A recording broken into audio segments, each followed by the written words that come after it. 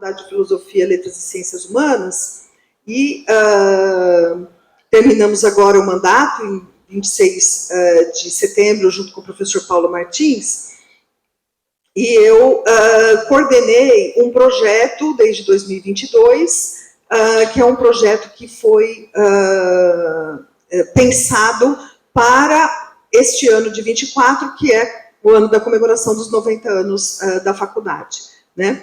Então, nós preparamos já um esboço, né? Digamos, não está finalizado, mas nós fizemos um evento em agosto, convidando vários professores da faculdade para contarem sobre a sua experiência, sobretudo a passagem da Maria Antônia para a faculdade, para a cidade universitária, e a partir daí, então, nós elaboramos, né, essa apresentação que aí eu vou trazer para vocês de forma muito breve, tá?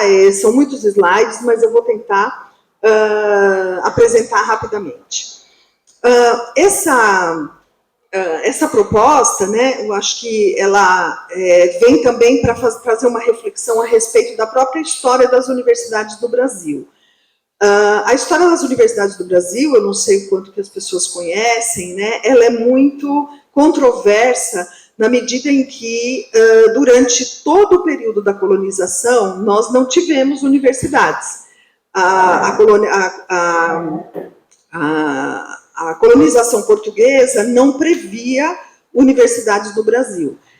Ao contrário da colonização espanhola, que desde o século XVI já funda as primeiras universidades no México, depois em Lima, né? Então, isso acaba provocando, né, até mesmo do ponto de vista historiográfico, um grande questionamento a esse respeito, né? Aí, então, até o século XIX, o fato do Brasil não ter universidade, eu tenho meu ponto de vista como historiadora em relação a isso, né? Nós não estamos aqui para discutir esse tema, né? Mas, enfim, se vocês quiserem, depois eu posso apresentar.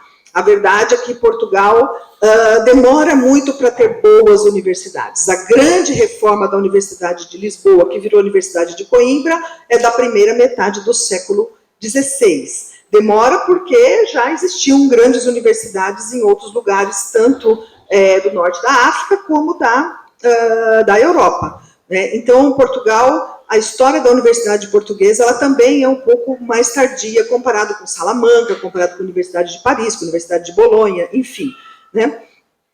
Aqui a gente apresentou apenas uma tabela, né, geral, assim, das primeiras universidades coloniais espanholas e inglesas na América, porque tanto os espanhóis quanto os ingleses, por já terem tradição de universidades, vão criar universidades na América de forma muito breve e que vão ser muito atuantes, né? Então, essa seria só mais uma explicaçãozinha, pode passar, que eu já estou falando, às vezes é um pouco, né, o slide a gente vai pensando e vai adiantando um pouco a informação.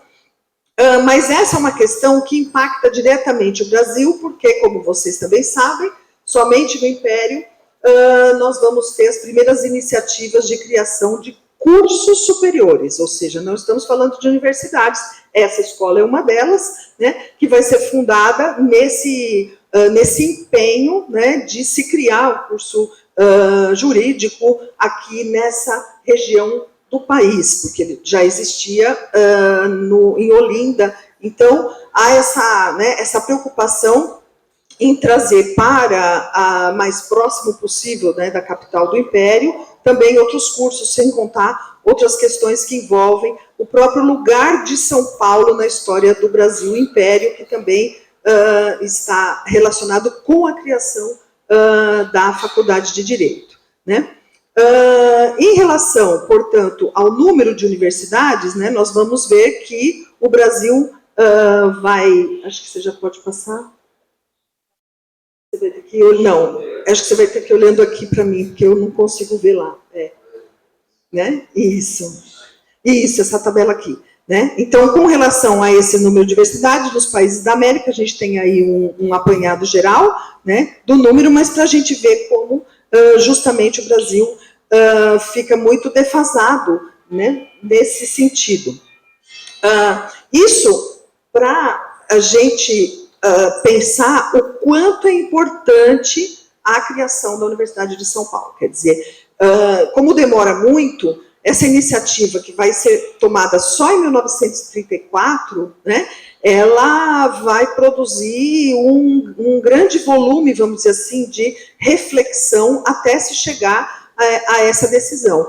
Eu, até hoje, não consigo entender porque demora tanto. Não tem uma explicação assim, vamos dizer, racional, né, científica, do ponto de vista histórico, para dizer por que o Brasil demora tanto para ter essa universidade pensada desse modo, enquanto universidade, na medida em que as grandes universidades existem desde a época medieval, né?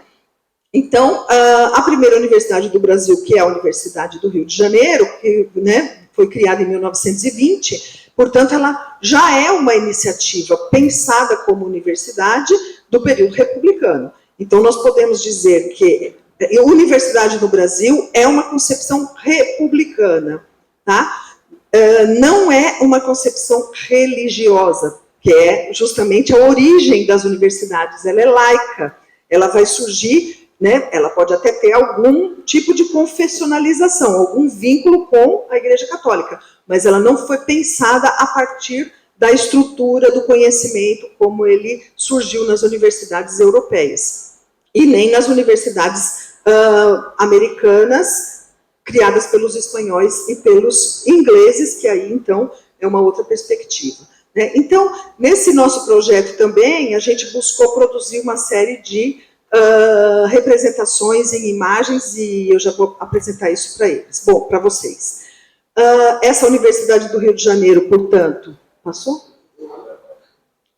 Essa Universidade do Rio de Janeiro, ela foi pensada a partir da Escola de Engenharia, né, e, obviamente, da Faculdade de Direito, que eram as faculdades que existiam anteriormente, né, e ela vai agregar esses grupos. A USP, pode passar mais um, né, criada em 1934, ela é justamente esse primeiro projeto, né, e ela vai ser a junção de faculdades já existentes. Então, acho que isso também muita gente já sabe, mas é importante reforçar, né, que além da Faculdade de Direito, também existia a Faculdade de Medicina, existia a Faculdade de Engenharia, né, e são elas que vão ser agregadas ou, né, reunidas, melhor dizendo, porque agregadas às vezes é uma palavra um pouco vazia, né, mas elas vão ser integradas a esse projeto de universidade de 1934, que é um projeto feito por uma parceria entre o então, né, governo de São Paulo, que naquele momento passava pelo processo de derrota, pela assimilação do processo de derrota da Revolução Constitucionalista de 32. Então, há interpretações que dizem, por exemplo, que criar a USP foi um prêmio de consolo para a derrota paulista, né, concebida pela família Mesquita. Então, existe aí uma relação muito integrada de uma elite intelectual e financeira, né, do Estado de São Paulo para construir o projeto dessa universidade. Bom, nós temos, né, no nosso material a representação das, né, duas imagens dessa casa, né, como era antes do prédio novo. Então, o mosteiro de São Bento, o convento de São Francisco, ato falho, desculpem, não posso falar isso aqui. O convento de São Francisco, que vai ceder, né, todo esse espaço para quem está à frente do prédio do lado esquerdo, onde era, né, a residência dos frades e dos irmãos, conservando a igreja da Ordem Primeira e todo o prédio da Ordem Terceira. Então, aqui onde está, né, vai ser construído o prédio novo da Faculdade de Direito, é um espaço bastante significativo também desse ponto de vista, mas isso só vai acontecer também na primeira metade do século XX. portanto, é uma arquitetura com características neoclássicas, que traz todo esse aspecto, né, da erudição que esse lugar representava e do papel também político que já possuía desde os anos da sua fundação em 1827.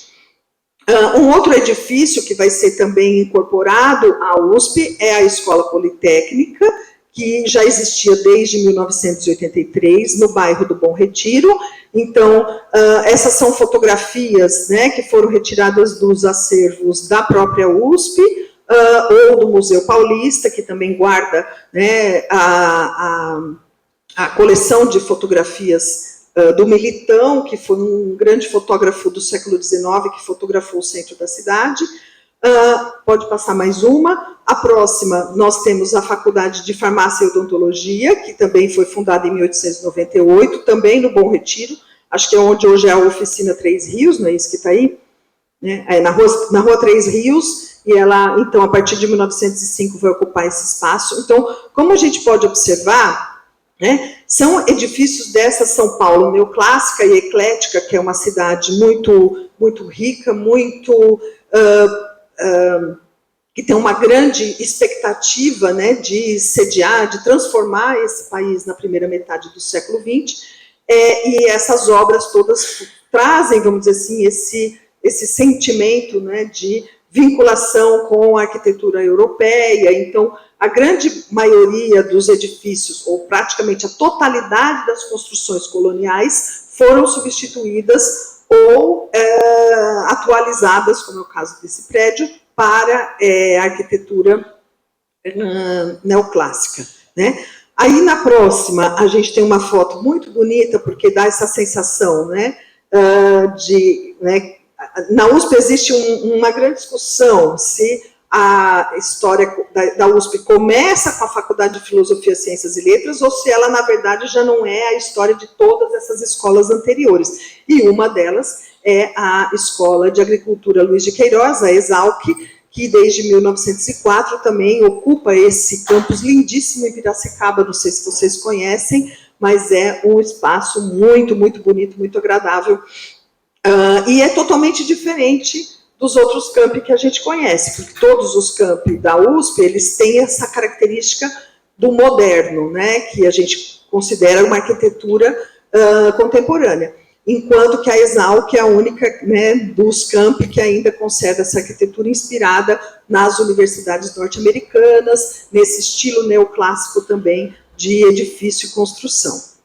Né? Ainda, né, agora passando para 1913, os edifícios da Faculdade de Medicina, né, acho que está dando para vocês verem aí, as primeiras turmas, né, e que ficam na Avenida Doutor Arnaldo, que também naquela época, né, eu adoro a história de São Paulo, gente, até fico demorando muito nisso aqui, porque eu dei muito tempo já aula de história de São Paulo, e eu acho assim, interessantíssimo a gente ver como a cidade vai mudando. Então, quando a gente imagina que na Doutor Arnaldo, em frente ao cemitério do Araçá, era fora da cidade, né? Então, quer dizer, essa Faculdade de Medicina ficava num lugar que era isolado do centro e onde as pessoas, porque aqui a maioria, né, dos bairros, eles estavam em torno aqui do centro, na região dos Campos Elíseos, ou eles seguiam também para a região da Zona Leste, onde havia, né, toda a parte do Brás, da Moca, era muito já habitada por um grande número de população, mas era sobretudo nessas partes. Para a região do Paulista, da Doutor Arnaldo, isso vai ser só no começo do século XX, né? Então, essa construção deve ter sido um impacto muito grande quando ela foi feita, mas ela, de fato, ficava numa região fora da cidade.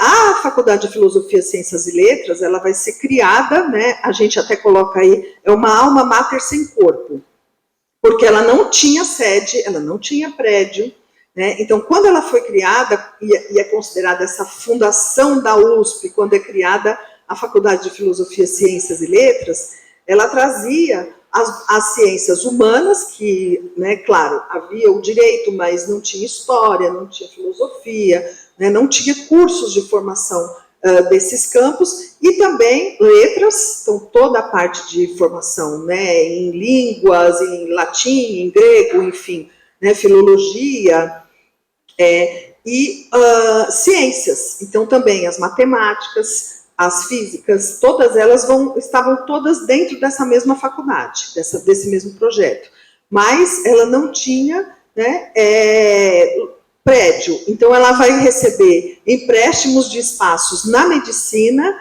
e na Politécnica, na Doutor Arnaldo e no Bom Retiro. Tá? Então, primeiramente, ela funcionou assim, desse modo meio precário, e teve muitos problemas, né? Aí a gente chama um novo corpo para um espírito, que foi a cidade universitária.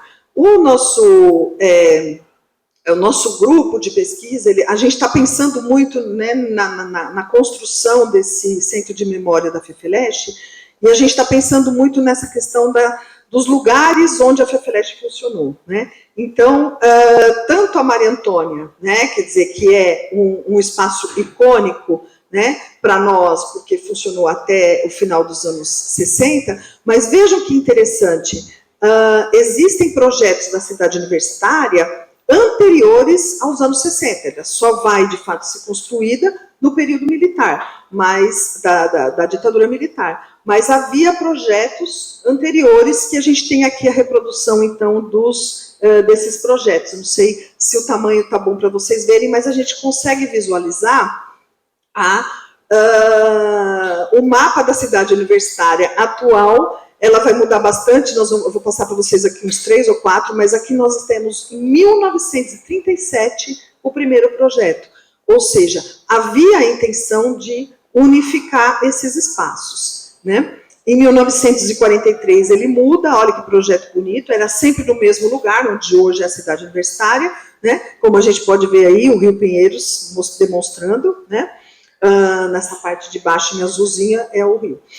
Mas a entrada é em outro lugar, então ela vai mudando, né, de acordo com os projetos. E tem um outro de 1945-47 também para a distribuição, né? Então tudo isso antes da própria sede da Faculdade de Filosofia, Ciências e Letras existir. Mais um de 1949... Olha que interessante, né? Então, quer dizer, havia essa vontade, havia esse interesse, mas qual era o problema? As antigas escolas não queriam ir para a cidade universitária. Então, a medicina não queria ir, o direito não queria ir, a politécnica não queria ir. Então, por conta, né, há muitas discussões no Conselho Universitário, há todo um registro dessas informações, né? Mas...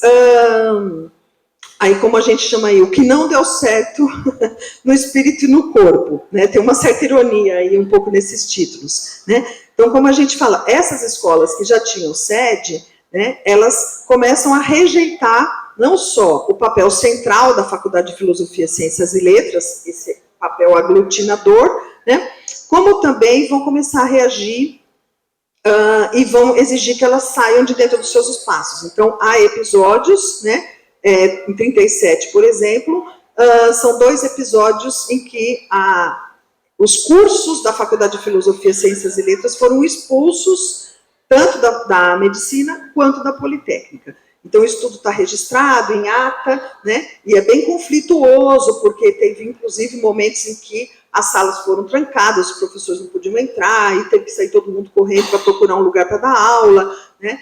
Então, é sempre muito tumultuado esse processo, né? Aqui em 37, o episódio da Faculdade de Medicina, mas pode passar, e depois o episódio da Escola Politécnica, são os nossos registros de pesquisa.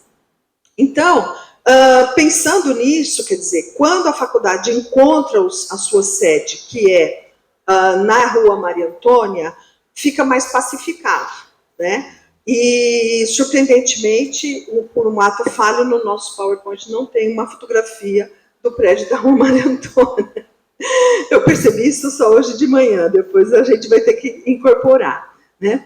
Então, bom, feita essa primeira, né, apresentação mais geral, depois eu também posso entrar em mais detalhes. Quando a faculdade vai para o prédio da Maria Antônia, aí começam também a chegar às grandes missões estrangeiras que iam fortalecer o curso. Então, veja bem, elas funcionaram nesses outros lugares de 34 a 37, aí elas vão encontrar espaços, são vários prédios que foram designados para a faculdade, né, na Alameda Glete. Esses prédios hoje, inclusive, já não existem mais, muitos deles já foram demolidos, nós temos só registro e fotografia. Mas a gente, então, pensou esse projeto, 90 anos da FEFELESH, para a gente poder resgatar essa memória, inclusive dessa fase, dessa etapa aí da alma mater sem corpo, né? Nós desenvolvemos, então, com uma equipe de pesquisadores, os logos do FEFELESH 90 anos, né? Desenvolvemos, esse ficou o oficial, né? Esse próximo, obrigada, Alexandre. E temos um site, então a gente também já está numa fase bastante avançada, né, da construção do site. O projeto FEFELESH 90 anos, ele pretende institucionalizar um centro de memória da faculdade. A Faculdade de Filosofia, Letras e Ciências Humanas não tem um centro de memória como tem a medicina, como tem a química, como tem... Né?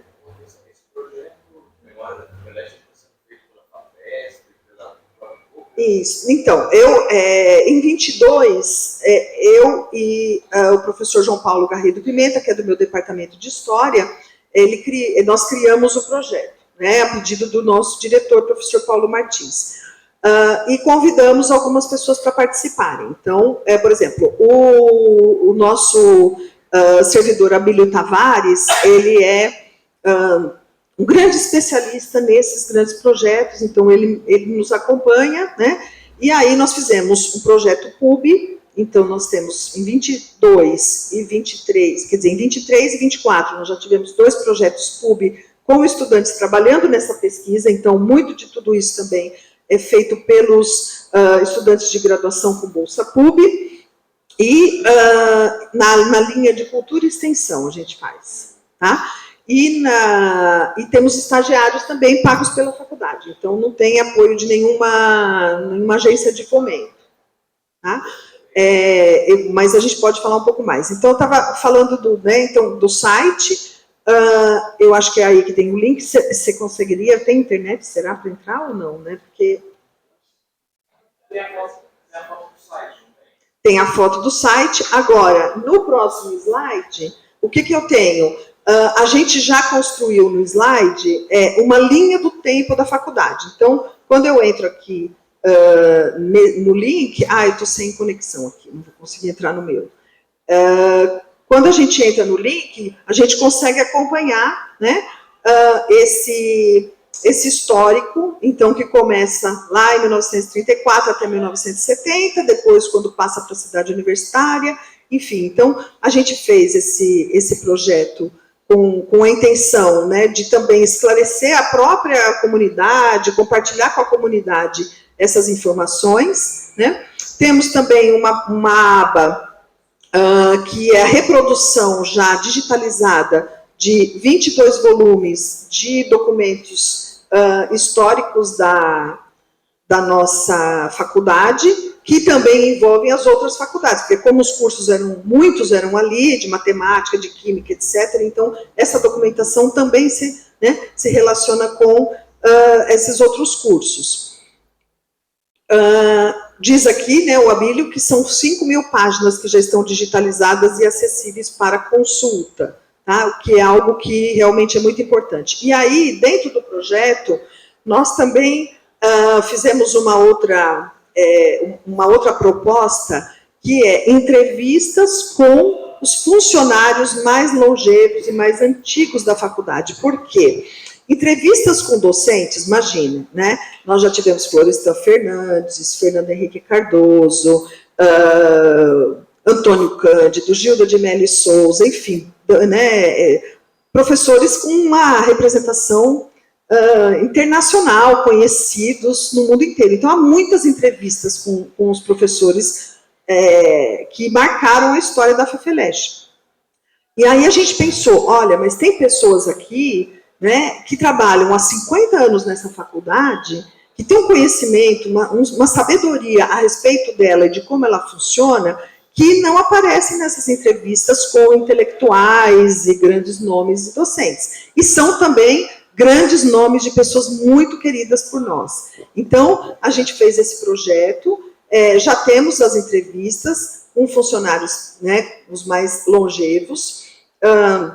No total, né, nós convidamos 29 funcionários que já foram entrevistados e temos já 18 horas de entrevistas que também estão reproduzidas no site. Nesse link aí, a gente entraria num teaser que é meio que uma rápida, né, passagem por falas dessas pessoas que colaboraram, né, ao longo de tanto tempo. Nós temos, inclusive, a senhora Regina Selle, que é a professora, a funcionária mais antiga da USP, trabalhando na mesma unidade. Assim, então, a pessoa que ficou na mesma unidade ao longo de 50 anos. Ela foi homenageada também no nosso evento. Então, ela é da pós-graduação, é a nossa chefe do setor de pós-graduação. Então, tem um conhecimento profundo também pelas mudanças pelas quais a faculdade passou, né?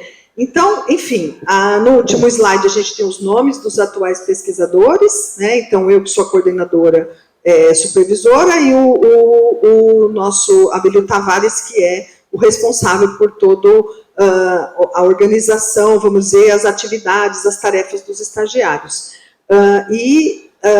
A Fátima, que é a secretária do projeto, e também os estagiários, que são a Ana Paula, a Tamires, né, o Cauê, o Eric e o Gabriel atualmente, mas nós já tivemos outros que participaram do projeto do ano passado, né? Então, se a gente puder, em outro momento, acessar depois o site para vocês verem como que ele ficou, né? A nossa questão é discutir a faculdade na sua atualidade, né? Eu acho que talvez vocês não tenham noção de como é a nossa faculdade. Ela tem 5 cursos atualmente e 11 departamentos. E cerca de 410 professores, 280 funcionários e em torno de 10 mil alunos. Eu sempre falo assim, mais ou menos no geral, porque isso muda todas as semanas, professores que aposentam, professores que ingressam, funcionários que aposentam, funcionários que ingressam, e estudantes, então, é muito difícil a gente ter um número definido, mas é mais ou menos entre graduação, pós, né, os cursos de extensão. Então, é uma faculdade muito grande, uma dificuldade muito grande de organizar também a sua documentação. Atualmente, a gente tem pensado muito na questão da memória da documentação digital, porque essa documentação digital muito provavelmente vai desaparecer, né, na medida em que as plataformas vão mudando, os sistemas vão mudando. Então, como historiadora, é uma grande preocupação como vai ser contar a história da faculdade daqui a 90 anos. Nós não vamos ter esses dados. Enquanto que hoje nós temos registros que ainda estão preservados em papel, estão preservados em suportes físicos, né? Então, para trazer apenas algumas reflexões para vocês a respeito disso, né? E, mais uma vez, eu quero agradecer muito o convite e a participação, estou à disposição depois também para tirar dúvidas, e vou passar, então, de volta o microfone para o Alexandre.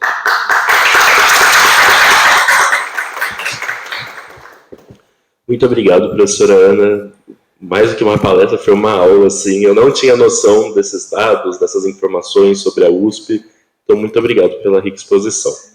Eu vou passar agora para o professor Gustavo Mônaco para falar sobre a história e sobre o futuro da faculdade depois das suas experiências ricas. Obrigado, professor. Bom, muito obrigado. Eu queria iniciar agradecendo a oportunidade de participar desse evento, de dividir a mesa com a professora Ana Paula Meggiani. Nós dividíamos, às vezes, bancada no Conselho Universitário, eu como representante da nossa congregação, ela às vezes ia como vice-diretora, quando o professor Paulo não podia participar das reuniões, então já nos conhecíamos, já tínhamos trocado algumas ideias, mas é sempre bom ouvir os colegas das outras unidades com a sua expertise, com a sua visão, né, o seu ponto de contato com as questões que nos interessam neste evento. Queria dar os parabéns à Academia de Letras pela iniciativa de discutir essa temática nos 90 anos da nossa universidade, 90 anos que foram completados no começo deste ano, mas aniversários servem justamente para que nós comemoremos aniversários redondos. A gente comemora um ano antes, um ano depois, né? E acaba virando uma festa de 2 anos. E é sempre assim que as coisas acontecem. Eu tenho uma relação com a Universidade de São Paulo que remonta ao ventre da minha mãe. Minha mãe foi estudante da Universidade de São Paulo, no campus de Ribeirão Preto, e eu frequentei o último ano dela no curso de Psicologia, lá na Faculdade de Filosofia, Letras e Ciências de Ribeirão Preto, porque ela estava ali no último ano de faculdade, já grávida. Na formatura dela ela está com um barrigão deste tamanho e colado grau em dezembro daquele ano. Em janeiro, comecinho do ano seguinte, eu nasci. Então eu frequento a USP desde antes de nascer, digamos assim. E estive em diversas posições, como foi lembrado pelo Alexandre, porque eu fui aluno de graduação aqui, fui representante discente em conselhos de departamentos, fui assistente acadêmico da faculdade, já na ocasião em que era aluno de pós-graduação, terminei meu doutorado aqui, fiz concurso, entrei para a universidade, deixei a assistência acadêmica e entrei para o corpo docente, e logo depois tive a chance de trabalhar na administração central, na condição de procurador-geral da universidade por quase 5 anos. Depois eu saí, fui para a Fundação de Amparo à Pesquisa do Estado de São Paulo, a FAPESP, mas me mantive no sistema de Ciência e Tecnologia do Estado, desempenhei ali as funções também de procurador-chefe e depois chefe de gabinete do professor Goldenberg, que foi um grande reitor que a USP teve quando ele presidiu a FAPESP, e quando fiz o concurso para professor titular aqui na faculdade, acabei saindo da FAPESP, ficando dedicado apenas à faculdade. O professor Floriano me pediu para presidir a Comissão de Cooperação Internacional, o que eu fiz durante a pandemia, o que foi um desafio gigantesco, porque eu tive que repatriar diversos estudantes que estavam no exterior naquela ocasião, outros que não quiseram voltar, mas não tinham muita certeza do que ia acontecer. Eu tive a chance de, conversando com a então presidente da comissão de graduação, a professora Paula Dallari, acertar um período de transição em que os estudantes puderam fazer créditos à distância na universidade estrangeira e também aqui na faculdade, algo que é proibido, em princípio, pelas regras, para os alunos intercambistas. E depois o professor Celso me pediu para presidir a comissão de pós-graduação, algo que eu faço até hoje.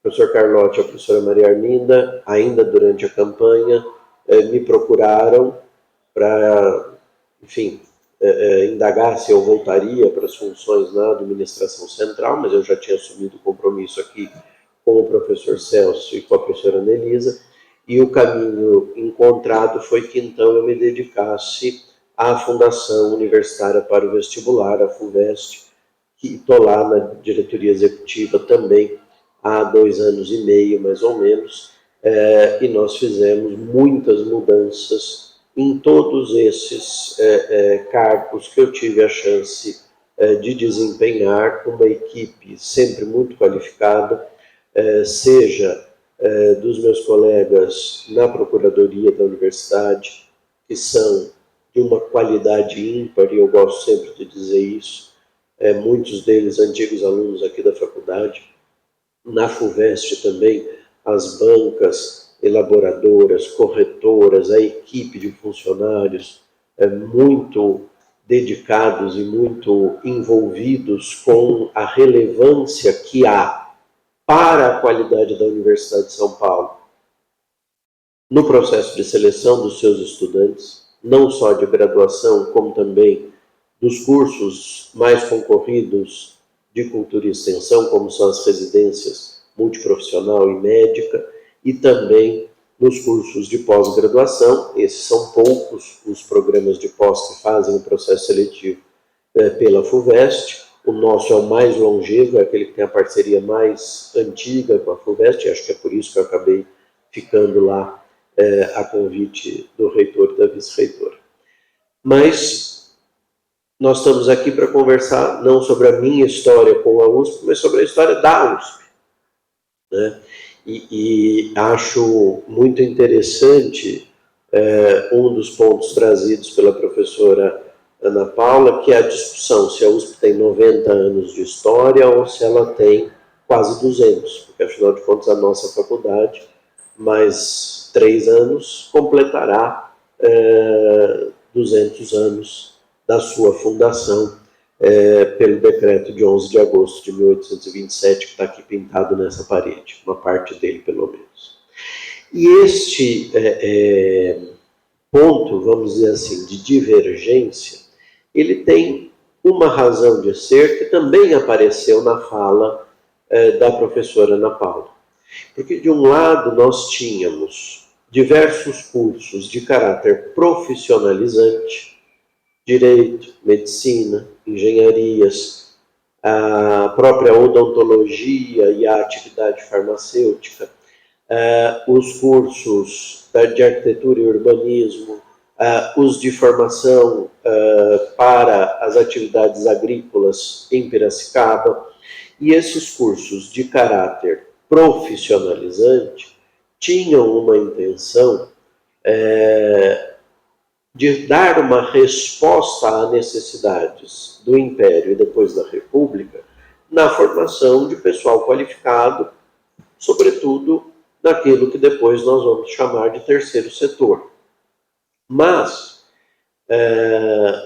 a grande contribuição que a Faculdade de Filosofia traz com a sua criação e o seu surgimento é justamente esse papel aglutinador que ela pôde desempenhar, né?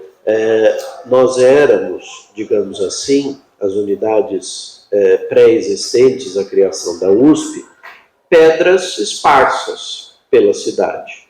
Às vezes até havia alguma proximidade geográfica entre alguns desses cursos, mas eram entidades completamente desarticuladas.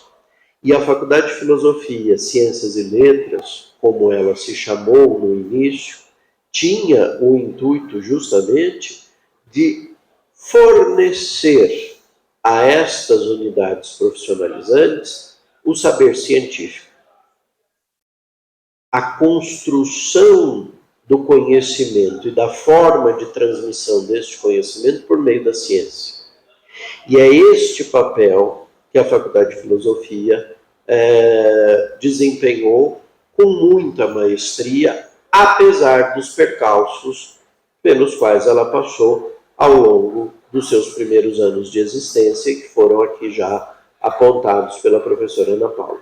Mas é importante nós termos essa consciência de um papel que, por meio da matemática básica, por meio do conhecimento químico básico, por meio do conhecimento básico da física, da biologia, da língua, dos aspectos culturais, dos aspectos sociais, dos aspectos reflexivos do saber, dotaram as demais unidades a partir de 1934 e, sobretudo, a partir de 1937, com a instalação projetada no prédio da Maria Antônia e a vinda das delegações estrangeiras que contribuíram para a formação das primeiras turmas, nós passamos a ver nas unidades pré-existentes um incremento de conhecimento, um incremento de organização do pensamento, do raciocínio e do saber, que contribuem e continua contribuindo, certamente, para o surgimento de uma universidade extremamente jovem, quando comparada às demais, e que está com destaque na comunidade internacional. E isso eu digo como um professor de Direito Internacional, e dizia o professor Irineu Strenger, de saudosa memória, que a gente não faz Direito Internacional no quintal de casa.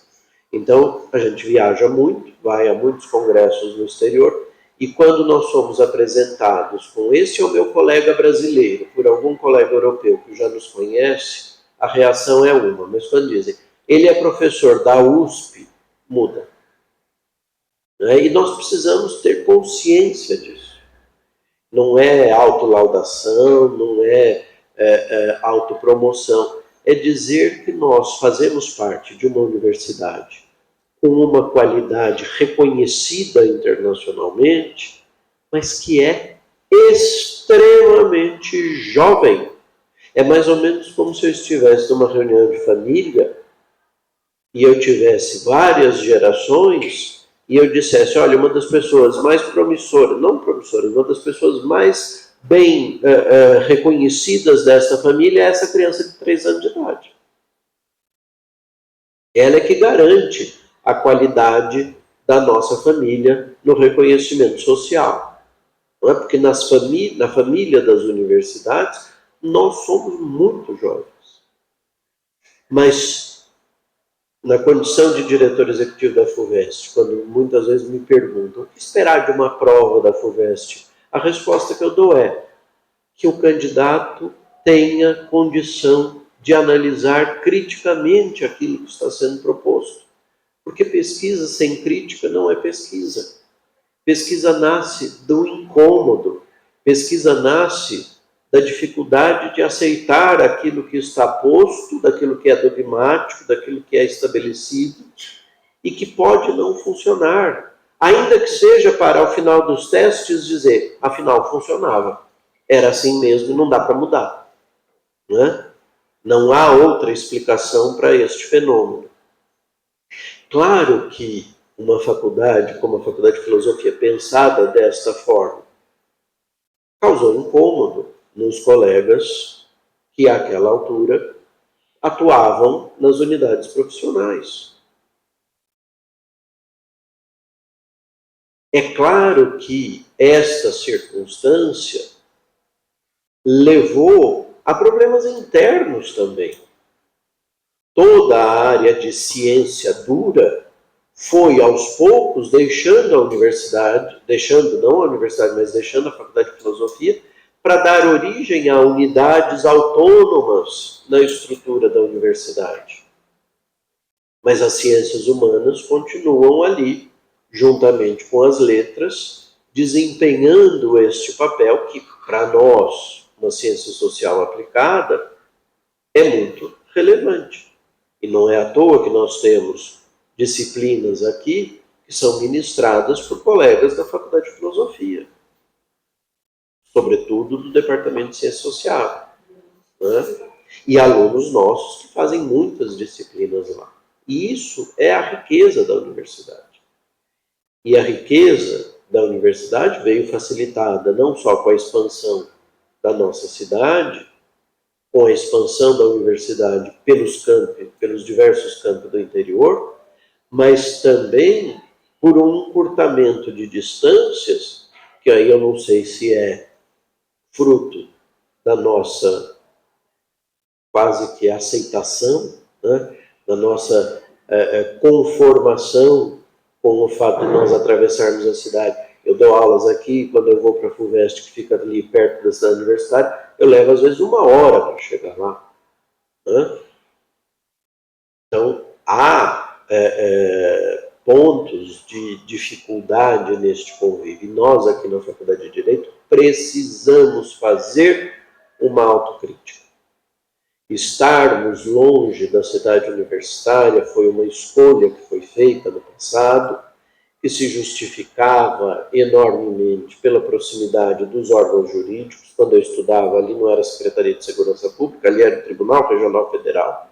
Então, os órgãos federais que hoje estão na Paulista estavam aqui, os órgãos da Justiça do Trabalho, que hoje estão na região da Barra Funda, estavam na região central também, e a Justiça Estadual permanece por aqui.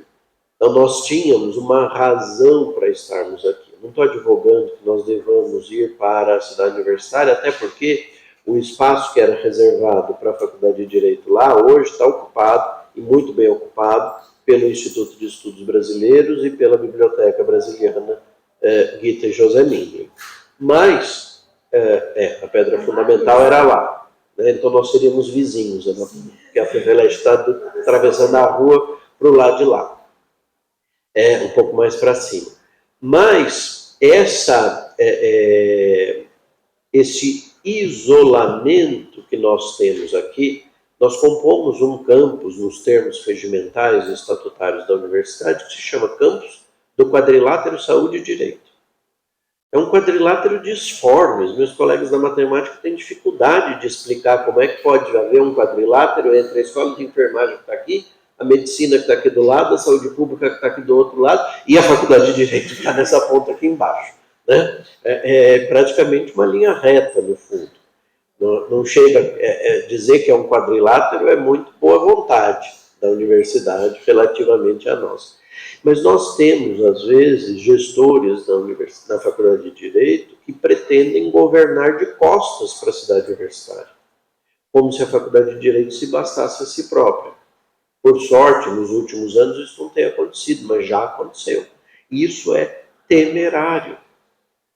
Nós fazemos parte de uma universidade, onde o conhecimento se pretende ser integral, universal.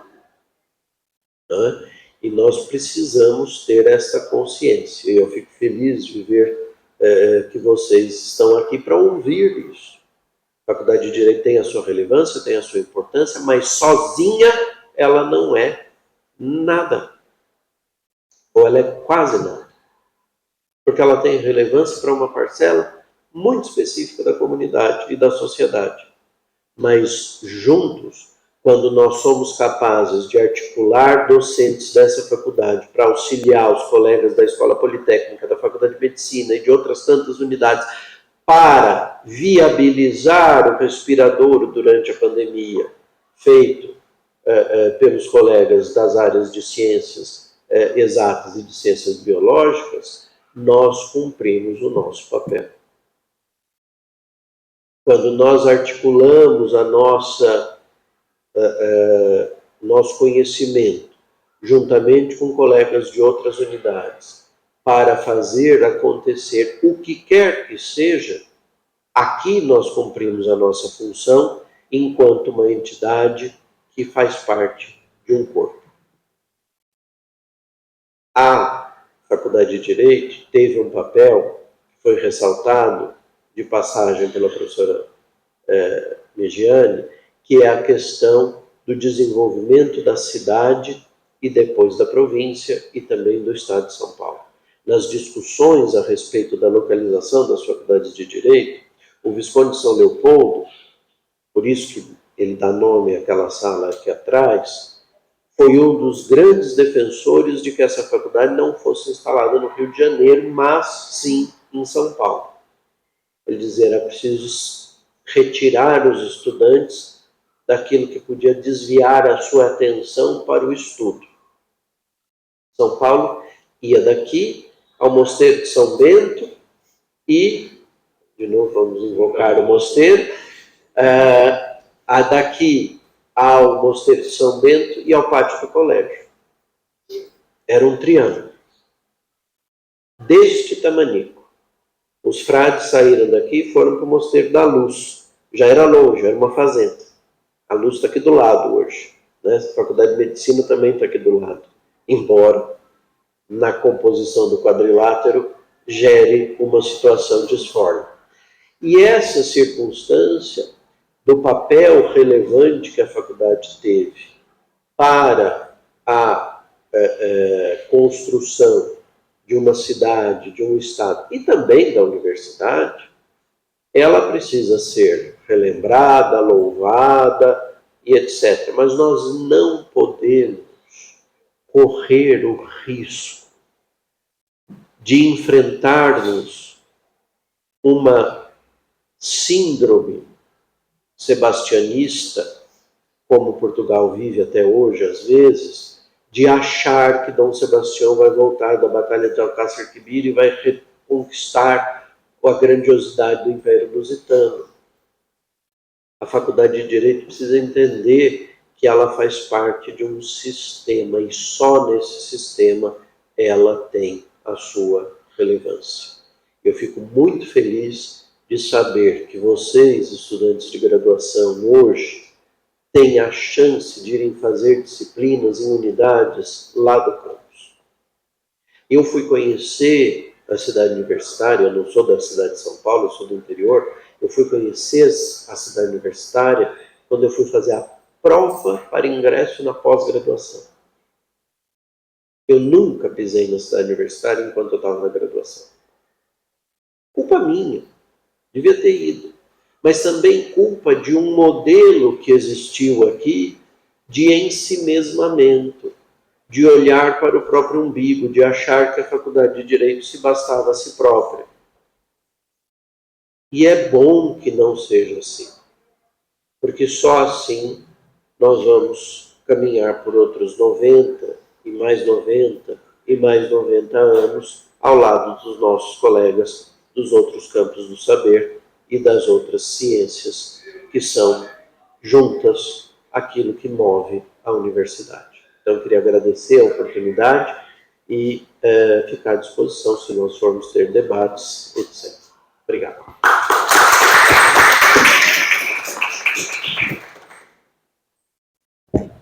Muito obrigado, professor Mônaco.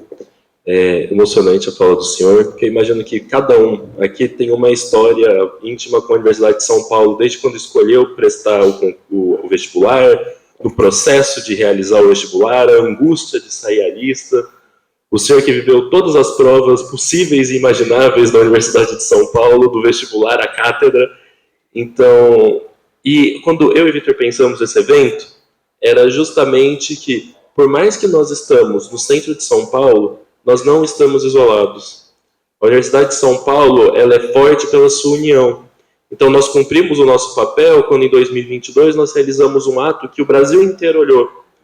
Quando, na pandemia, a USP teve a coragem de fazer os respiradores. Quando a Faculdade de Filosofia, Letras e Ciências Humanas, em todas as suas eras, com suas críticas, cumpre o seu papel. Então, cada um dos diversos campos cumpre uma ordem dentro da sociedade. E nós estarmos aqui no centro hoje, na atual condição social do país, mostra a nossa importância. Porque somente nós, junto com a força da USP, tem capacidade de mudar essa situação. Nós não podemos fechar o olho, passar pela passarela que liga o prédio histórico e o prédio anexo e somente olhar para frente. É importante a gente olhar para baixo também e ver aquela fila que se forma na hora do almoço e nós nunca ficarmos conformados com aquilo. Tá bom? Mas eu gostaria de passar para nossa secretária-geral do 11 de agosto e direta amiga das arcadas. Ju, por favor. Bom dia, gente. Primeiro, eu queria muito agradecer o convite. A gente do Centro Acadêmico, acho que na minha fala eu vou acabar puxando mais sardinha para a faculdade, que eu acho que é o que me cabe enquanto representante do Centro Acadêmico, mas queria muito agradecer a fala da professora Ana, a fala do professor Mônaco, o convite também. Eu acho que a gente vive essa dificuldade de criar um espírito uspiano, porque a todo instante, quando a gente pisa o pé dentro de São Francisco, nós somos lembrados que somos franciscanos. Então, existe, de fato, uma dificuldade de criar um sentimento de que nós fazemos parte da USP e é importante que façamos. A USP, ela nasce de um processo de agregação. Ela acaba, como a professora bem falou, virando um amontoado de vários institutos que se torna, no fim, a USP. Eu acho que um dos episódios que mais relembra isso, essa fase de agregação de todos os institutos e os cursos em uma universidade unificada, é a recusa da São Francisco, do alunato da São Francisco, em 1934, quando se retira uma pedra deste prédio, se leva à cidade universitária e se coloca onde seria a faculdade de Direito lá, falando que aquela seria a pedra angular.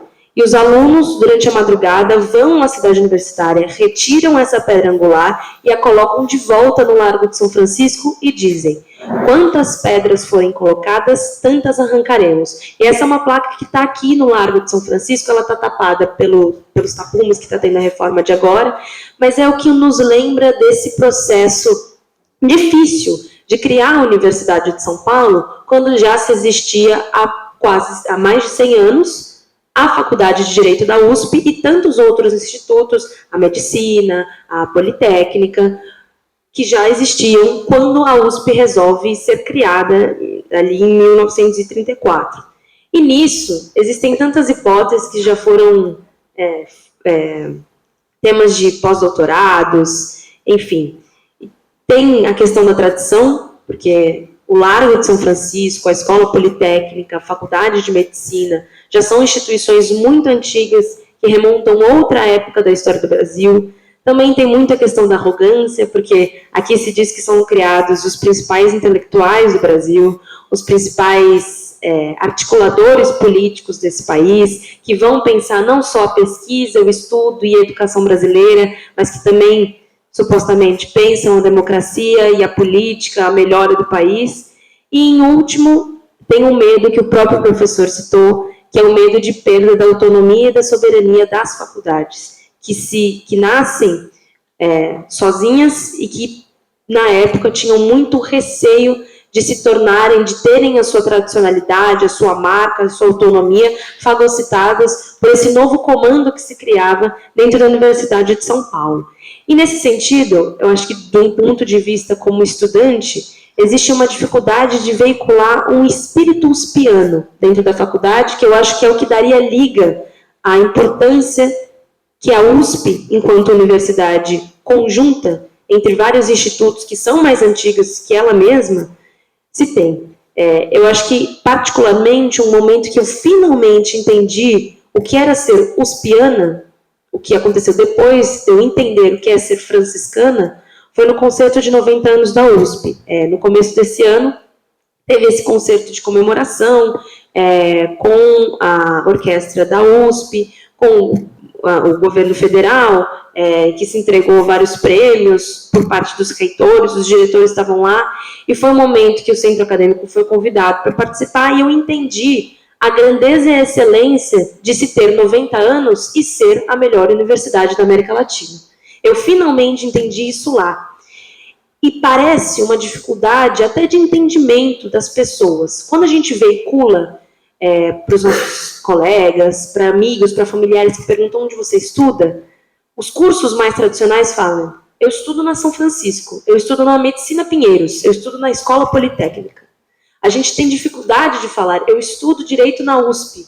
A gente ainda está construindo e criando o espírito de ser uspiano, porque, entre várias dificuldades, entre elas, a arrogância, a tradicionalidade da nossa faculdade, o orgulho de ser deste curso e dessa história em particular, e não da história a nível USP de 90 anos, existe também um apartamento físico, geográfico, que tem, de certa forma, sido desconstruído, claro, por todas as iniciativas da diretoria da USP, por todas as iniciativas dos próprios alunos de cursar matérias na cidade universitária, de ter esse intercâmbio entre unidades, mas que ainda tem uma certa dificuldade de se criar esse tipo de sentimento.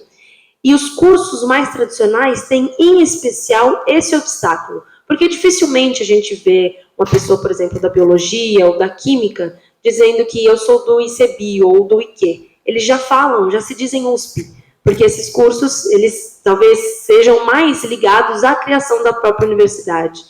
Tudo isso para dizer que a USP, de fato, ela é extremamente diversa, ela tem as suas histórias e suas tradicionalidades particulares a cada instituto, mas que ela tem se construído muito, enquanto espírito, enquanto instituição, na questão da excelência, porque eu vejo, quando a gente sai em algum ranking novo, todos postando no Stories que está na melhor universidade da América Latina.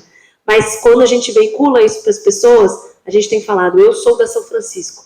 Então, a história da tradicionalidade tem se mantido nos cursos, mas a história da excelência em pesquisa e do fato de sermos a melhor universidade da América Latina tem se propagado entre nós enquanto alunos da USP.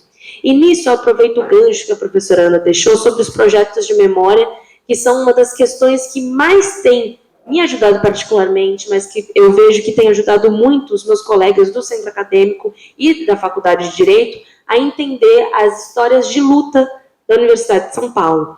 Esse ano, nós conseguimos fazer um lançamento de um livro sobre o Luiz Gama, por exemplo.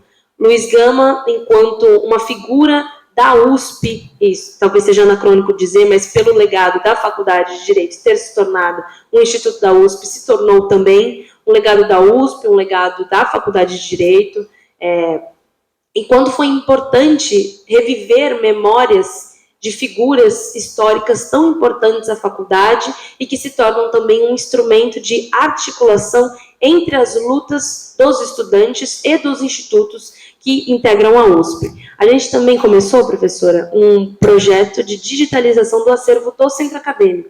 E lá a gente encontrou muitos registros, muitas fotos de ações conjuntas que a Faculdade de Direito fez com os alunos da USP. E, em último, que foi, acho que a coisa mais marcante, que me ensinou muito sobre o espírito uspiano, foi uma vigília cívica que a gente fez esse ano. Esse ano fez 60 anos do golpe militar, e a gente aqui na São Francisco começou uma articulação para reviver e relembrar os nomes dos alunos assassinados durante a ditadura militar. E o professor Campilongo, a gente procurou ele, e ele nos falou que esse ano nós teríamos a diplomação dos 2 alunos aqui da São Francisco que foram mortos durante a ditadura militar e não puderam ter seus diplomas entregues. E a partir daí a gente conseguiu, por meio de uma memória uspiana, relembrar da Batalha da São Francisco nesse período. E a gente fez uma vigília cívica com o Arno Preis e o João Leonardo da Silva Rocha, que foram 2 alunos que estão sendo homenageados, foram homenageados durante esse ano, vão receber também a diplomação. E esses projetos de memória têm sido muito importantes para a gente se lembrar que a USP, especialmente no nível do alunato, se une nas lutas. A gente se entende como uma universidade pública quando a gente está na luta, quando a gente vai lá e relembra todos os alunos, todas as estudantes que lutaram antes da gente, que lutaram durante a ditadura militar, por exemplo, na Batalha da Maria Antônia, que lutaram aqui contra reitores e diretores que participaram e que quiseram restringir a liberdade de cátedra dos professores, a liberdade de pesquisa dos alunos durante o regime. Quando a gente veio aqui e a nível USP lutou pela implementação das cotas dentro da universidade, então todo esse espírito lentamente tem se construído a nível USP com base nas lutas que a gente tem diariamente como alunos dessa universidade brasileira. Então, eu queria encerrar dizendo que a USP tem avançado muito entre os alunos, tem avançado em nível global quanto à pesquisa e quanto à excelência, que todos os dias, prezando pela memória, prezando pela luta, a gente também tem incentivado a criação desse espírito que tanto nos une, que tanto nos eleva dentro dessa faculdade.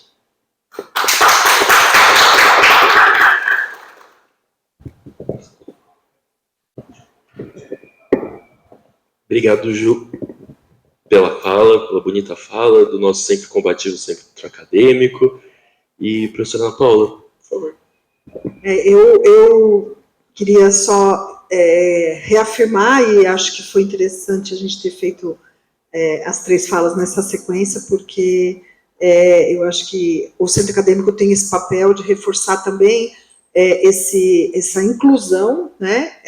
Nossa universidade, ela foi criada como pública e gratuita, lá nos anos 30, porque era para um pequeno número de alunos, de uma elite, né, e que o Estado estava oferecendo a eles essa formação extremamente sofisticada.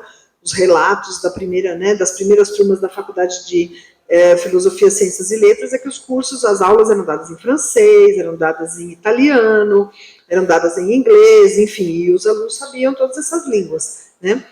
Mas ela se manteve pública e gratuita, mesmo com todas as transformações e todas as pressões que nós sabemos que em todos os governos de Estado, esse mesmo atual não foi diferente, apresenta o projeto para, né, o pagamento de mensalidade. Mas isso, quando aparece, a gente se assusta, aí alguém lembra, não, imagina, todos os governos do Estado fazem esse projeto de lei, ou todas as gestões da Alesp fazem esse projeto de lei e a coisa não passa. Mas a gente tem que continuar resistindo, porque se todos os governos fazem a proposta, é porque sempre tem lá alguém que queira realmente tirar o financiamento público da nossa universidade, né?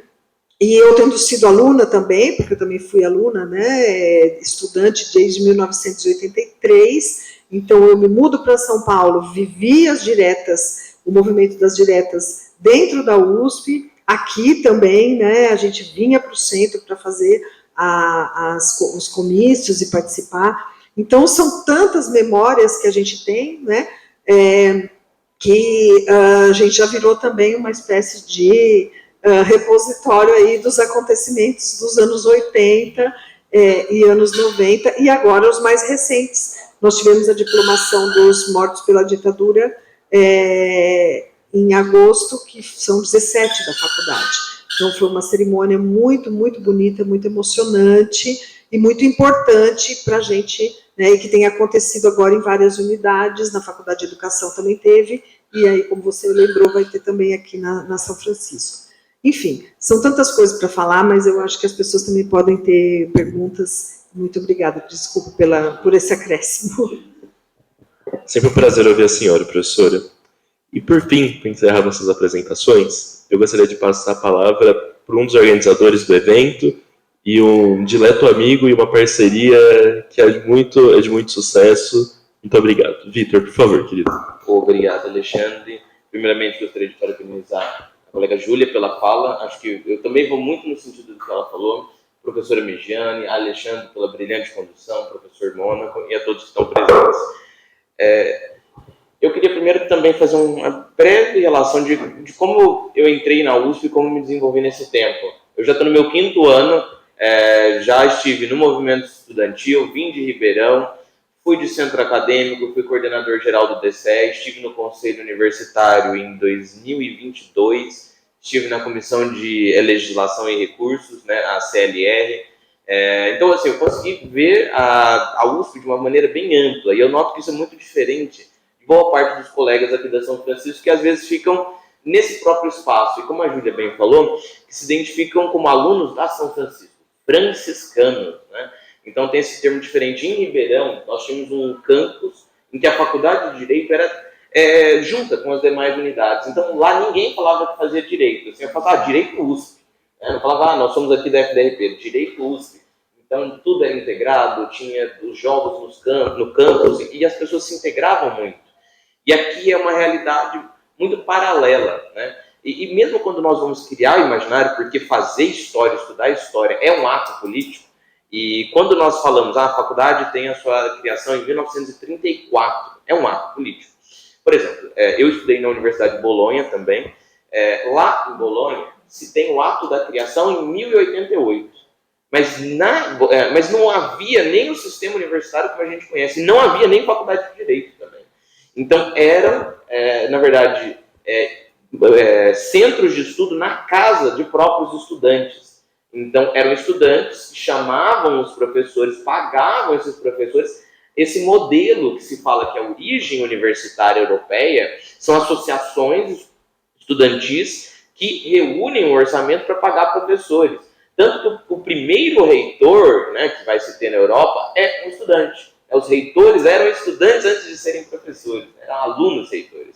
E depois, quando chega no modelo francês, na Universidade de Paris, isso já vai se invertendo, então são os professores que vão organizar as universidades. Depois tem o modelo inglês, chega na Espanha, chega em Portugal. Aqui no Brasil a gente vai ter só com a vinda do Dom João VI, né, a instalação da Faculdade de Medicina no Rio, mas também tem os colégios militares, né, tem toda uma questão. Mas a nossa é de 11 de agosto de 1827, conforme está naquela própria lei aqui feita por Dom Pedro. E eu só queria também destacar como essas universidades, e a nossa, e a Universidade de São Paulo, surgem. É um movimento extremamente diferente da Europa. Na Europa, entendo, são alunos que se organizam, chamam professores, pagam esses professores porque eles estavam interessados propriamente em estudar. É um ato diferente. Depois a gente vai ter o Sacro Império Romano-Germânico dando uma alçada para esse espaço, então eles vão fazer a defesa dos estudantes dentro da fronteira de Bolonha, vão declarar a cidade de Bolonha um espaço estudantil, e depois o Papa. Então tem uma construção que os estudantes se organizam, depois o Estado vem para defender. A política vem um pouco depois. No caso da São Francisco, as nossas discussões para a origem da nossa faculdade vão a 1823, na primeira iniciativa de Assembleia Constituinte, que quando se discute por interesse político da criação de um espaço para formar dirigentes e burocratas para a liderança nacional. Então a gente vai ter, a partir da Constituinte, o professor Mônaco até falou, do Visconde de São Leopoldo, que ele também vai estar nesses espaços, de trazer que nós precisamos criar universidades, criar faculdades em determinados espaços para formar lideranças. E é tudo com planejamento político primeiro, depois vem a iniciativa. Então primeiro se cria essa infraestrutura política, social, para que se traga o corpo estudantil e o corpo docente. Nota-se que, por exemplo, quando se faz a criação da USP, em 1934, se tem uma intelectualidade, como Júlio de Mesquita Filho e outros, que vão trazer essas ideias, vão implementar, vão veicular, também trazendo para a alçada política, e se tem uma escolha que não é espontânea, mas sim planejada, de trazer docentes da França, se traz da Itália, principalmente da França, Então a gente tem Lévi-Strauss, tem vários intelectuais que vêm da Europa para formar os nossos professores, formar as nossas gerações. Então, toda a história da Universidade de São Paulo, da nossa faculdade, tem esse perfilamento político. E os estudantes, depois eles também vão tendo um papel proeminente. Eles fundam associações estudantis. A primeira associação estudantil que nós temos, memória, aqui na USP, é de 1833, que é a Sociedade Filomática, que nasceu aqui na faculdade. Nós temos depois a Burschenschaften, que vai surgir na década de 1830. Nós temos o Centro Acadêmico, que surge em 1913, a Academia de Letras em 1932. Então nós vamos ter um conjunto de corporações que vão surgindo. Mas é interessante saber o propósito de tudo isso. São propósitos políticos. A nossa faculdade, a nossa universidade foi feita para trazer um impacto social. Foi planejada para isso. E a gente tem esse descompasso entre a Faculdade de Direito e a universidade. Elas foram feitas com intenções políticas em espaços diferentes, mas elas foram, como já foi dito aqui, aglutinadas nesse processo de formação da Universidade de São Paulo. E é do nosso interesse aqui, inclusive nós que estamos fazendo esse evento, de fazer com que essas histórias cada vez mais sejam interseccionadas, que as pessoas possam se ver como integrantes de ambas as histórias.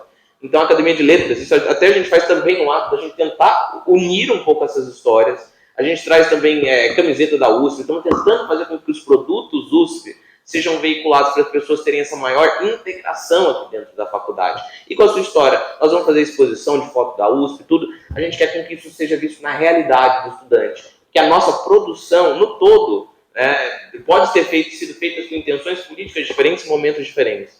Mas o nosso objetivo, que é dar para a sociedade um retorno, seja em extensão, cultura, pesquisa, informação discente, formação técnica, formação cultural, é a mesma.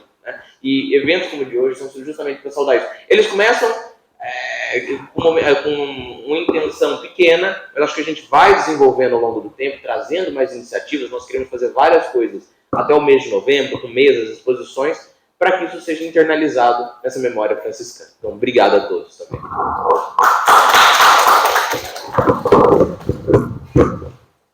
Muito obrigado, Vitor. Queria abrir ao público para perguntas, questionamentos, incômodos. Por favor. Eu tinha uma dúvida. Eu achei que o microfone por conta do som.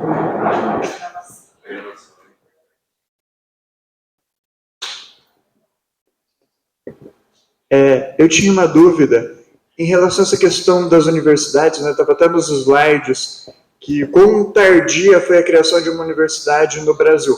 mesmo se a gente não falar na universidade, falar das faculdades, a primeira faculdade no Brasil foi a de Medicina do Rio de Janeiro, em 1808, quando o Rio de Janeiro tinha virado capital do Império Português, né? Enquanto isso, gera uma dúvida, por quê? Porque enquanto isso, na América Espanhola, nas colônias espanholas na América, você já tinha universidades, né, em Lima, em outros lugares. A de Buenos Aires eu acho que foi só depois da independência, mas mesmo assim, né? E eu queria saber se vocês sabem, professor, se vocês sabem o porquê que teve essa diferenciação, por que os espanhóis deram essa prioridade, tipo, vamos criar universidades nas nossas colônias, enquanto os portugueses não. Isso tem que ser uma aula, tá?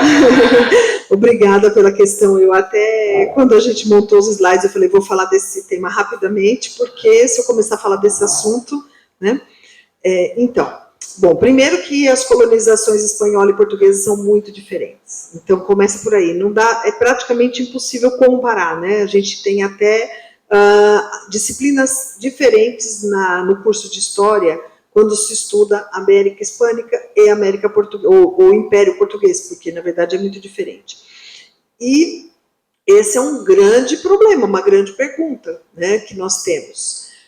E não sabemos responder, porque não existe em nenhum documento uma declaração dizendo não faremos universidades no Império Português porque... Tararará. Então, não tem nenhuma justificativa, né, do mesmo modo que não tinha imprensa. Então, né, o Sérgio Buarque de Holanda escreveu um artigo clássico, muito citado, chamado O Semeador e o Ladrilhador, comparando as duas colonizações, a portuguesa e a espanhola na América, está em Raízes do Brasil, né, uma obra fundante também da intelectualidade brasileira do século XX, e que foi professor também lá do nosso curso, né, o professor Sérgio. E nesse texto, Semeador e Ladrilhador, ele faz uma reflexão comparativa justamente sobre os dois projetos, o projeto português e o projeto espanhol.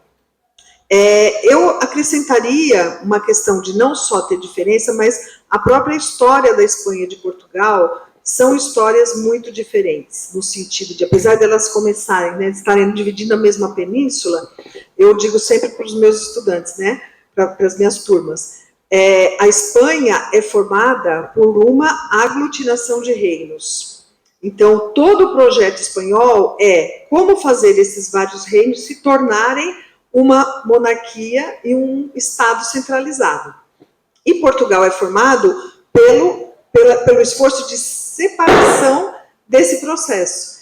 Sempre a luta para se separar, para ficar autônomo, inclusive depois do desaparecimento do Dom Sebastião, em que Portugal vai ser incorporado durante 60 anos pela Espanha, mas daí a espera de que não, ele precisa voltar para tirar a gente desse cativeiro, mas enfim.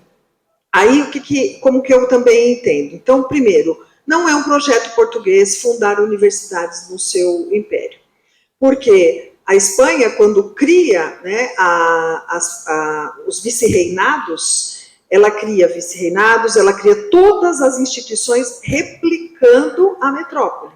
Então, ela replica aqui na América as instituições administrativas, as instituições também, ela cria, inclusive, nobreza local. Existem os títulos de nobreza no México e no Peru, né? Aí algumas pessoas dizem, mas é porque havia aqui, né, tanto no México, tanto na América Central quanto na América do Sul, já as populações anteriores que estavam organizadas em impérios também, tanto os astecas como os incas. Então, isso é toda uma grande discussão, né? E outra, os espanhóis só tinham colônias na América.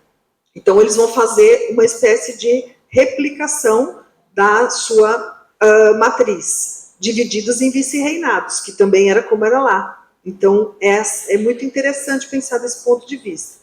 Os portugueses não, os portugueses criam algo completamente novo, são colônias administradas e geridas por representantes do rei e não são criadas as instituições. Então, o que tem aqui são as instituições religiosas, né, as ordens regulares, dominicanos, primeiro beneditinos, franciscanos, eles são encarregados do ensino, e depois jesuítas, né, que vão entrar de uma forma muito, muito potente no Império Português. Então, também existe aí esse controle da igreja, né, o que não, né, e o que não, do conhecimento, o que não quer dizer que as universidades espanholas também não fossem religiosas, elas eram, mas elas eram já instituições organizadas do ponto de vista da universidade, e aqui não. E eu ainda tenho uma outra hipótese que eu não consigo ainda elaborar muito bem, mas como eu mencionei aqui rapidamente, Portugal faz uma reforma da universidade na década de 1530. O rei Dom João III reforma a Universidade de Lisboa e cria a Universidade de Coimbra. Essa é a grande universidade portuguesa, mas nós estamos falando da década de 1530, certo? 37, eu acho que é a fundação. A refundação da Universidade Portuguesa em Coimbra. E ali, então, ela vai começar a funcionar como universidade. Os documentos que se referem à Universidade de Lisboa, que antecede a essa etapa da Universidade de Coimbra, era que ela não era uma universidade como a de Paris, como a de Salamanca, a comparação é muito grande com a de Salamanca. Então, eu acho que a própria monarquia portuguesa precisou repensar, é uma história muito interessante de como foi criada a Universidade de Coimbra, né? Inclusive, os professores foram enviados para Paris como bolsistas para estudarem lá. Quando eles voltaram para dar aula na Universidade de Coimbra, já tinha sido instituído também o Tribunal do Santo Ofício, ao mesmo tempo, que era a Inquisição. Esses todos que foram estudar em Paris são perseguidos pela Inquisição, porque eram considerados de pensamentos heréticos, etc. Então, a própria instituição nega aqueles para que ela tinha investido. E também o Erasmo de Roterdã foi convidado para dar aula na Universidade de Coimbra, e depois ele foi completamente proibido, os livros proibidos, o pensamento dele é proibido. Então, veja, Portugal, nessa primeira metade do século XVI, vai passar realmente por uma reestruturação até do ponto de vista do pensamento.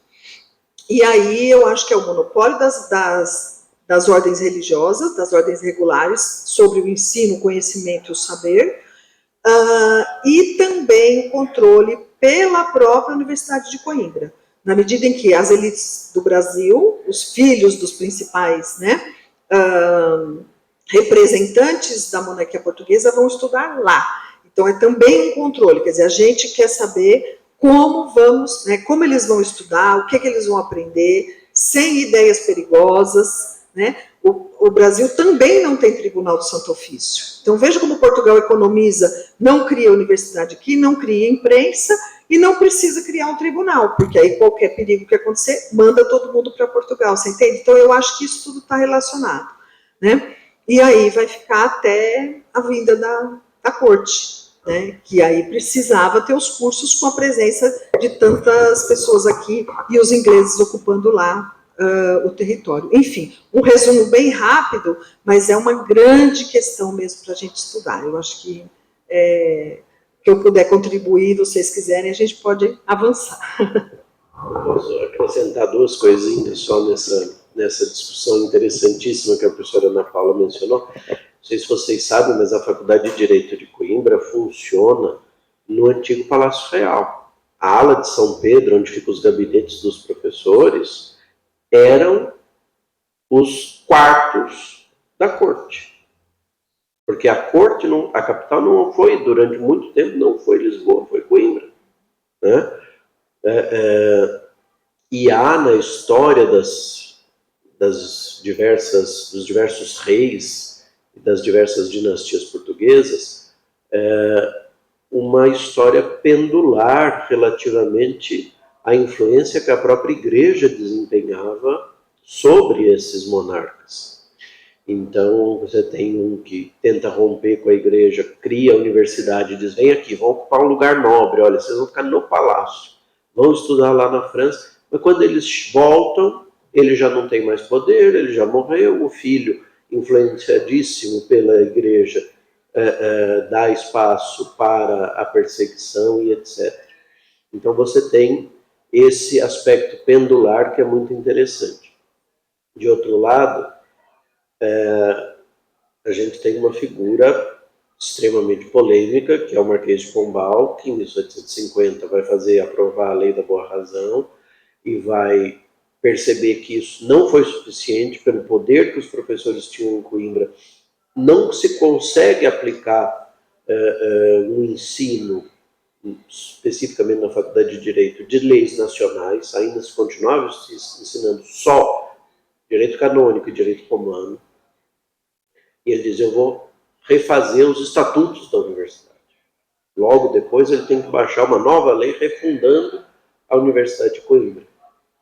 E isso também é uma demonstração de uma luta que ele tem como primeiro-ministro de um rei completamente débil e frágil do ponto de vista político, muito místico, muito cheio de temores relativamente ao divino, e que dão a ele o espaço para ele fazer o que ele fez, inclusive com os jesuítas no seu período de primeiro-ministro. E só para terminar, uma história muito curiosa, não sei se sabem, mas dizem, a senhora pode me corrigir eventualmente, que uma das razões pelas quais os cursos de medicina são criados no Brasil, a primeira grande investida da coroa aqui, era a hipocondria quase de Dom João VI. Ele morria de medo de ficar doente, ele não era o primogênito, ele não era o herdeiro de Dona Maria I. O filho mais velho dela, que estava sendo treinado para ser rei, morre porque ela não deixa ele ser vacinado contra a varíola, e aí ela tem lá os problemas psíquicos dela, ele assume como regente, mas e o medo? Se ele morresse, acabava o império. De novo, a dinastia dos Braganças ia para o buraco. Ele precisava casar logo, precisava ter filhos e tal. E aí é que a coisa começa a mudar. E quando ele vê a oportunidade, porque na verdade ele era um homem muito, muito inteligente, muito esperto, vamos combinar. Ele foi o único que enganou Napoleão, né? E essa figura que a gente tem de um glutão é caricata. Mas ele tinha lá os seus receios. Quando ele se vê obrigado a vir para cá, a primeira pergunta que ele teria feito foi: e médicos? Não, não há. Então vamos fazer uma faculdade de medicina.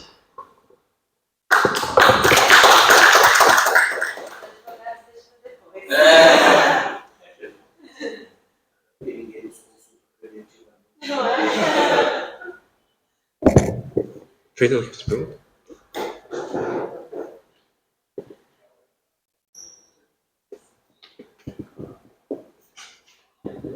Bom, vou fazer uma pergunta rapidinho, apesar do horário. Eu sou o Fernando. Primeiramente, agradecer a professora Megiani, o professor Mônaco, a Júlia, o Alexandre e o Vitor.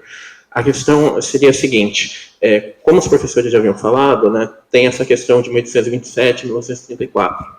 Eu percebo que, geralmente, as universidades europeias, elas consideram a data de fundação da primeira escola, né? E aí colocam as duas datas, uma reorganização, refundação e tal. E me parece, se eu não estou enganado, que a ideia, quando foi criada a Faculdade de Direito, era que ela fosse uma faculdade inicial de uma futura universidade que sairia depois. Aí, qual que é a minha questão? Se isso algum dia, talvez o professor Mônaco consiga dizer melhor, se isso algum dia já foi cogitado da USP adotar como uma data oficial não só 1934, mas também 1827.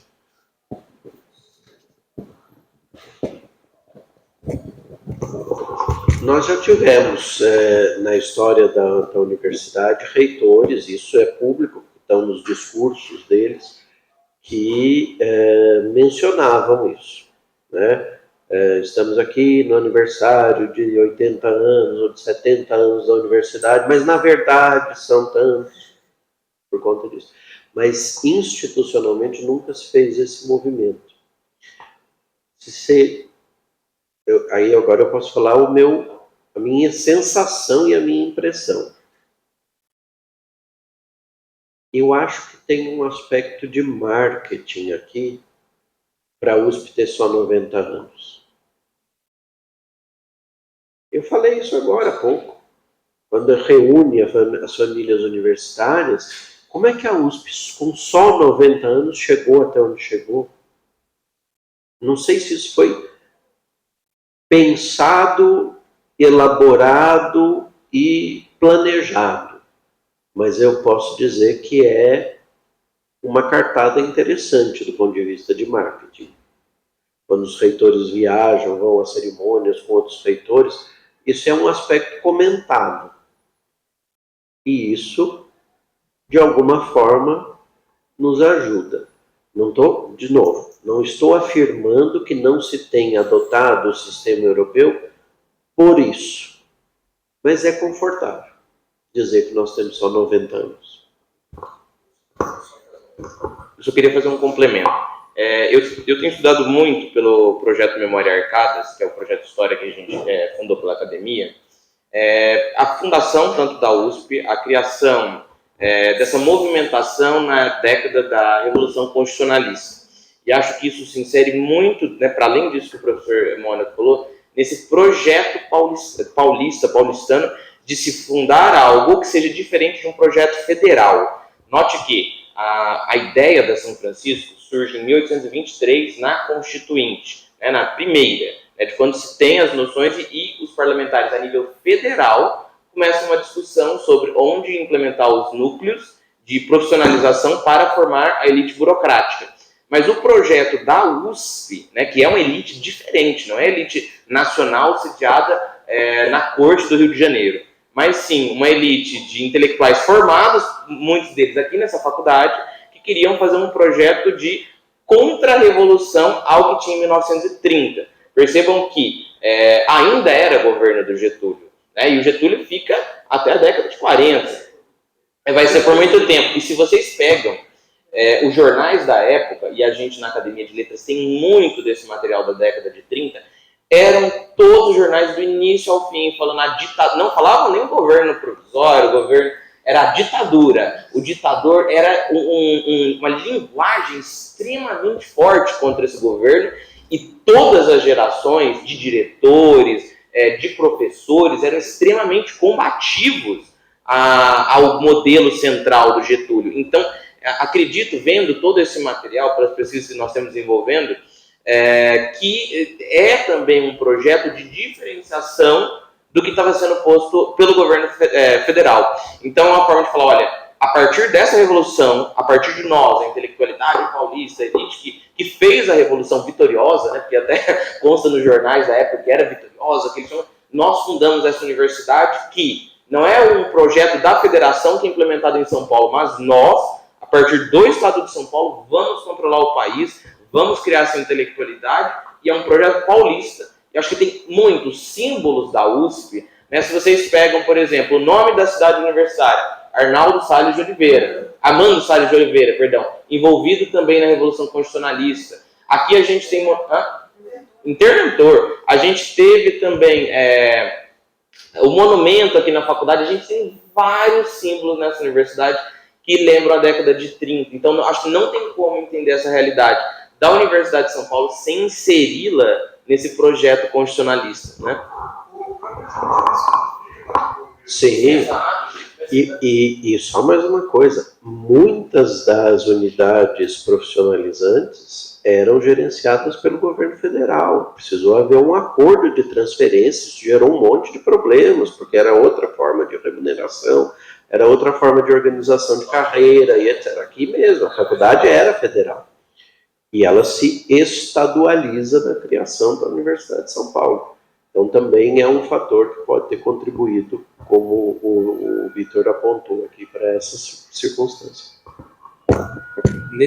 Só um pequeno acréscimo, nesse espírito também, né, da Revolução Constitucionalista, em 34, que teve a fundação da USP, nós tivemos a Constituinte de 34, que era o grande projeto dessa elite paulista derrotada pelo Getúlio quando ele assumiu o poder. Então, muito desse espírito, dessa vitória, é a USP e a Constituinte de 34, que 3 anos depois é derrubada pela Constituição Polaca, mas naquele momento foi uma afirmação do papel e daquela elite paulista que tinha sofrido naqueles 4 anos como uma reafirmação do seu poder.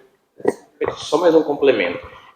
Corroborando também com isso que o Alexandre trouxe, eu pego, por exemplo, os documentos de fundação da nossa Academia de Letras. Ela foi feita em 1932, não é por acaso.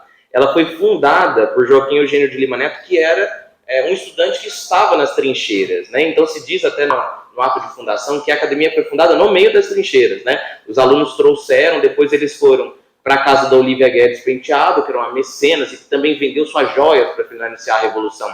E todos os documentos mostram que a Academia de Letras, ela se insere nesse movimento de criar uma elite intelectual para ocupar esses espaços. E eles tinham muito contato com o Júlio de Mesquita Filho, tinham contato com Guilherme Almeida, vários intelectuais da Semana de Arte de 32, e tudo isso vai se inserindo nessa intelectualidade paulista, que queria lutar na cultura, nas artes, na política, em tudo. Né? É um movimento maior, né, dos paulistas para tentarem centralizar o poder nacional. Eu concordo com tudo que eles falaram, inclusive que esse discurso paulista precisou mudar justamente porque o país mudou. Então, eu acho que o que o Gustavo fala, essa jovem tão prodígio e que se destaca no mundo, né? Eu me lembro que há uns anos atrás estava na Universidade de Salamanca, estava fazendo 800 anos e a gente fazendo 80 anos, né? Então era um contraste muito grande, assim. Eles falavam 800 anos de inovação e a nossa era 80 anos de tradição. Eu sempre gostava de comparar esses dois, porque para eles sempre foram, né, tão inovadores. Então é interessante também pensar como as universidades constroem a sua própria memória. E eu falei já para o reitor, uma vez que eu tive essa oportunidade, falarei quantas vezes eu puder, a USP precisa pensar nos 100 anos. Eu acho que os 90 são agora e acabou, já estão aí falando, mas como vai ser a USP daqui a 10 anos? E o que nós vamos poder ter contribuído nessa próxima década? Né, que vocês, por exemplo, a gente também está criando centro de memória, vocês também estão... Projeto de Memória Arcadas, quer dizer, talvez, pensando aqui com vocês hoje, a gente fazer um encontro dos centros de memória que já existem, os outros que estão sendo construídos, talvez a gente possa fazer um projeto para como estaremos daqui a 10 anos. Eu acho que seria bem legal. A gente vai fazer o bicentenário aqui, né, que é em 2027, né? Tá próximo. E ano que vem a gente vai ter o bicentenário da nossa biblioteca, que é uma curiosidade que é anterior à faculdade, a primeira biblioteca pública do país. É uma coisa interessantíssima, até porque eu brinco, o coração da universidade é a biblioteca. Não faz sentido você não ter uma universidade forte sem uma biblioteca pujante. Eu queria perguntar se tem mais alguém que gostaria de fazer alguma contribuição. Por favor. Enquanto ele vem para o microfone, só para lembrar uma coisa. Essas coisas são muito importantes. Pode vir. Mas essas datas redondas, 100 anos, 200 anos, etc.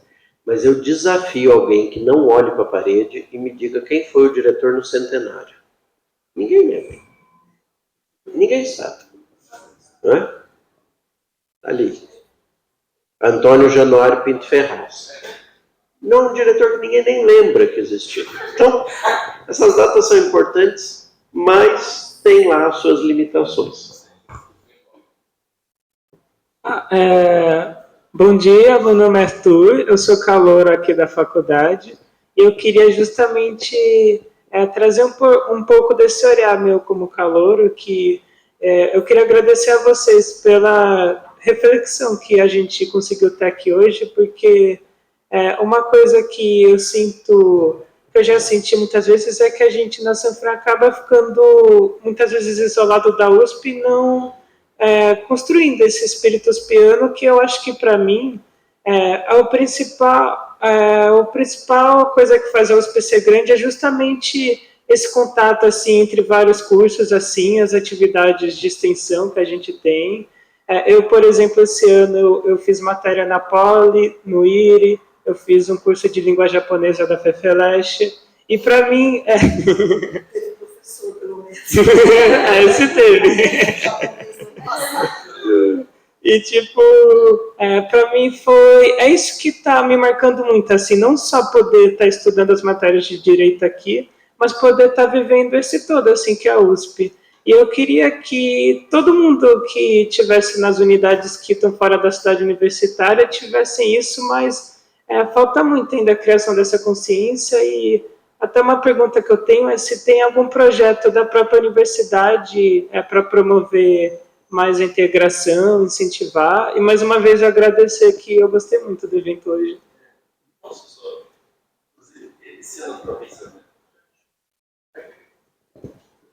Esse ano, estava pensando nisso, eu queria fazer uma matéria que era na Faculdade de Medicina. E eu acho que era Direito e Medicina, uma coisa assim. Ia ser oferecida lá, ia ser concentrado. Seria agora em novembro. Só que a data que eles colocaram uma matéria para os alunos de Direito coincidia com o período de prova dos alunos, do matutino. Então, essas impossibilidades, essa falta de sensibilidade, a questão da locomoção, eu, pessoalmente, eu moro aqui ao lado da faculdade. Para eu me deslocar, para ir uma vez na semana até a cidade universitária, pegar uma hora e meia de trânsito, é algo que você já pensa e fala, nossa, não vale nem a pena. Então, e isso é uma coisa que acaba incomodando, né? Mas é um problema de pensar a cidade de São Paulo. Deixa eu só falar duas coisinhas. A primeira coisa, quando eu era aluno da pós, eu quis fazer uma disciplina no Instituto de Psicologia. Eu mandei um e-mail para a professora quase pedindo, por favor, pelo amor de Deus, não me xingue, porque eu quero fazer. Se eu for atrapalhar, não me diga que eu não vou. E ela falou, não, você é muito bem-vindo, porque isso era absolutamente impensável há 20 anos atrás, há 15 anos atrás. Então, eu fico muito feliz que você já tenha feito essas experiências lá. Mas a USP, ela, mais do que ser uma entidade federada, uma federação unida por vários estados independentes que se tornaram submissos ao governo da universidade, ela é absolutamente sui generis, porque cada curso, cada unidade tem a sua dinâmica. Então, esses cursos concentrados, por exemplo, na medicina são a coisa mais comum. A gente começa a aula finalzinho de fevereiro, começo de março, eles começam em janeiro, e está tudo bem. E eles vivem assim. E fazem esses cursos concentrados que concedem as quantidades de crédito necessários para a pessoa se formar. Então, a gente também tem que respeitar as tradições. Isso, se na graduação, que é bem controlada, é assim, vocês não fazem ideia de como é na pós-graduação. Aí é uma coisa maluca, a quantidade de modelos que a gente tem. Né? Mas por quê? Porque cada um tem a sua peculiaridade e tem a sua autonomia para gerenciar essa especificidade para o bem da continuação das suas próprias atividades. Viver na Universidade de São Paulo é um grande desafio, no fim das contas, porque a gente tem estas peculiaridades que a gente precisa se adaptar a elas. Eu gostaria de agradecer a cada um dos presentes que separou um momento do dia para pensar com a gente a Universidade de São Paulo. Eu queria agradecer a Júlia pela presença, representando o nosso centro acadêmico. Professora Ana Paula, agradeço muito a presença da senhora e ter aceitado o convite de forma tão rápida e tão atenciosa. Professor Gustavo, eu gostaria de agradecer muito. Eu interpelei o senhor assim, correndo, e coitado, ele topou, eu estava até com medo. Vitor, muito obrigado pela parceria e pelo favor. Eu tinha aula de pós. Eu tinha aula de pós agora. Deixei outro professor dando aula lá, quer dizer, acompanhando seminários e vim para cá.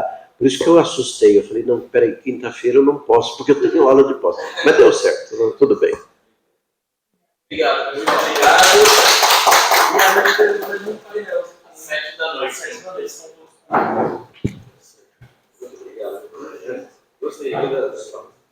Eu só queria comentar, estava falando da Revolução Constitucionalista, eu tenho uma frase que eu gosto muito. A Revolução Constitucionalista é a guerra que os paulistas perderam, fingem que empataram e comemoram como se tivesse vencido. Vamos tirar uma foto? Professor.